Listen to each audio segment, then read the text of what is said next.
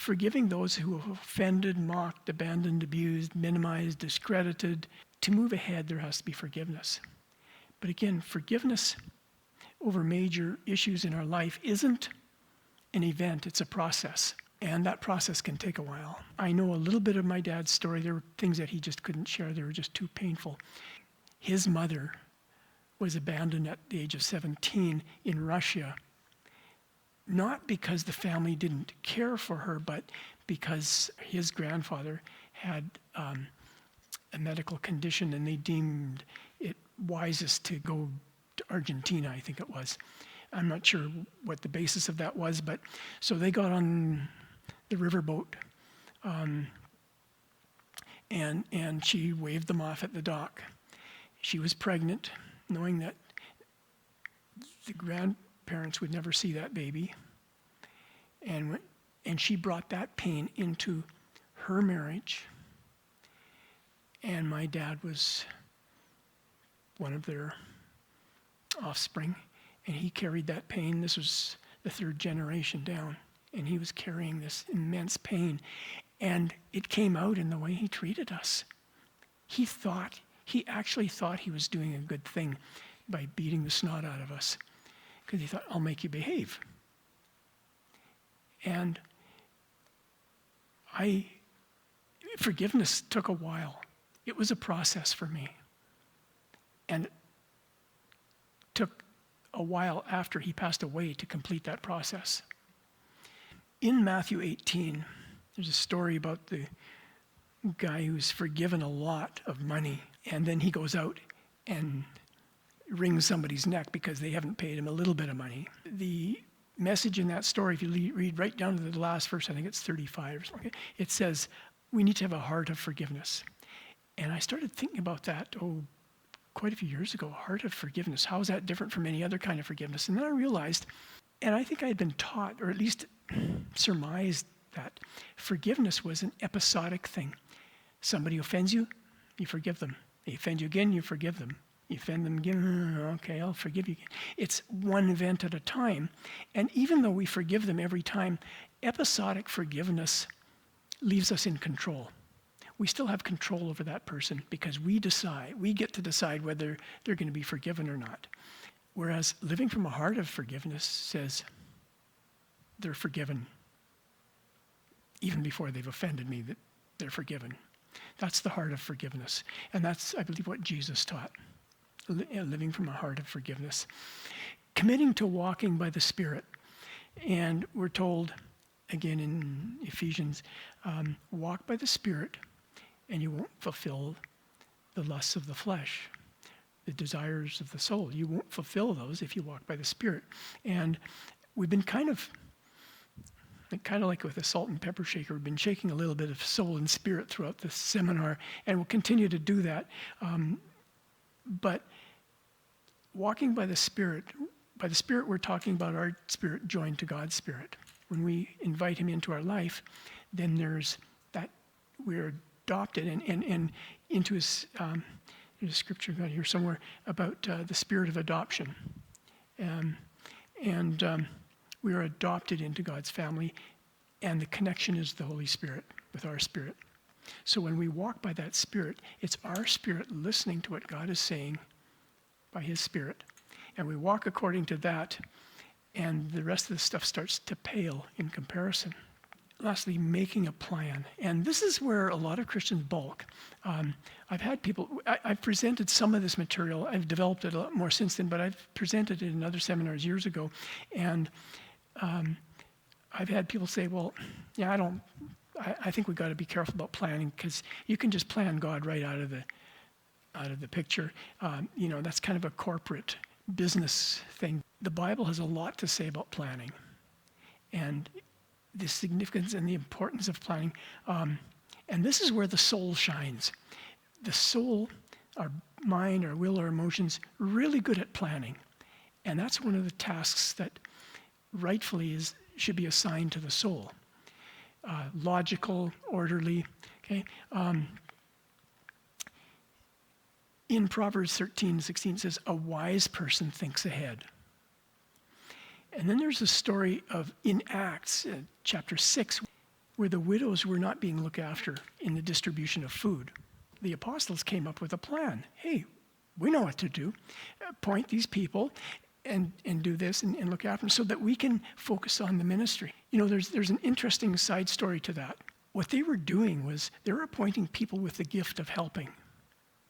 That's listed as a spiritual gift, okay? You read about all of that, and at the end, immediately, it says, and many were added to the church. Okay? That's the power of the gift of helping. But back to the plan thing, there was a plan in place. And if there hadn't been a plan, then all of those women that were not getting food would have starved.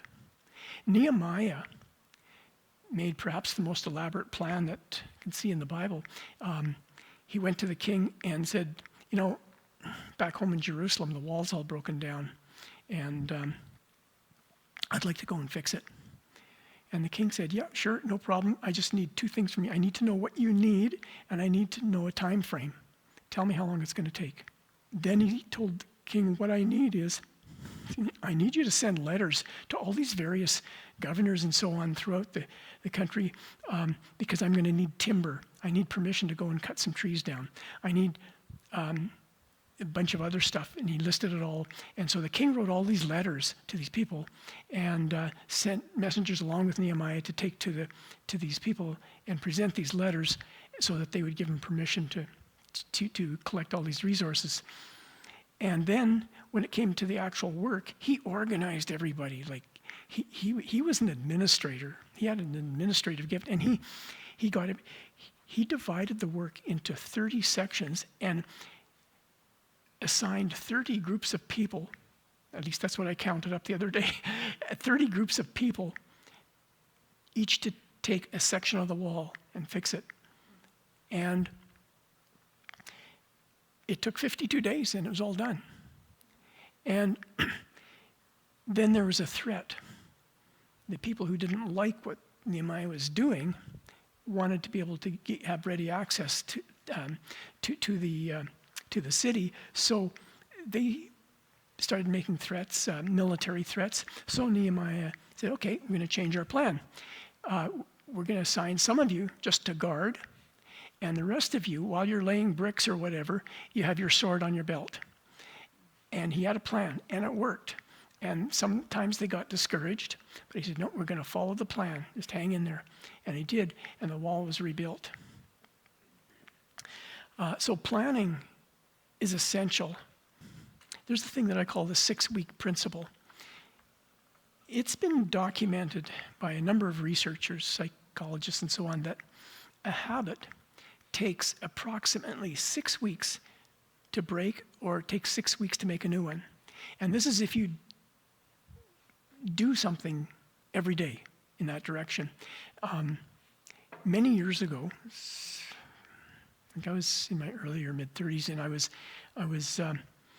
after breakfast, I didn't feel well. I'd eat breakfast, and I just didn't feel good.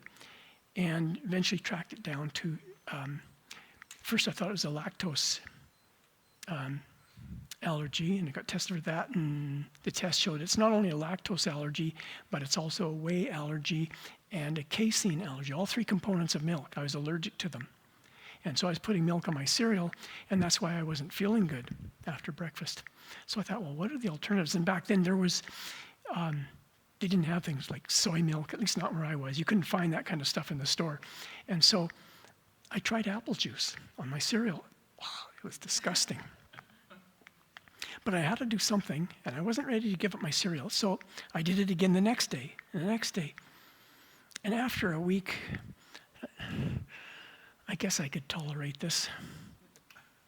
And after 2 weeks, and it was kind of too sweet, so I added a little water to the apple juice. And that's a little bitter. I guess I can put up with it. After about 3 weeks, I said, it's not really that bad. And after about 4 weeks, I thought, it's actually kind of okay. And after 5 weeks, I thought, you know what? I think I'm starting to get to like this. And after 6 weeks, I would never go back. And now, 40 some odd years later, that's what I have for breakfast. I still do every morning. And in the wintertime when it's cold and we make oatmeal. I put apple juice on my oatmeal too. And I love it. And I look forward to breakfast because, oh boy, I get to have my cereal with apple juice. I love it. Absolutely just love it. But if you're going to go that route, make sure you commit for 6 weeks at least.